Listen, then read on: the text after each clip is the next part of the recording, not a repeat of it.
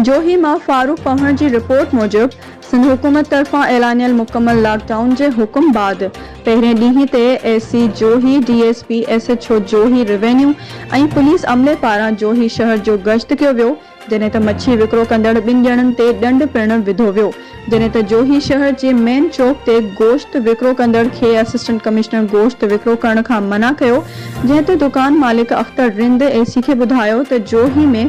गोश्त मार्केट न हुजण करे मजबूरी में रोड ते गोश्त विकिरो करे रहिया आहियूं। ॿिए तरफ़ असिस्टेंट कमिश्नर जोही चयो त लॉकडाउन ऐं SOPs ते अमल न कंदड़नि ख़िलाफ़ क़ानूनी कार्रवाई अमल में आंदी वेंदी।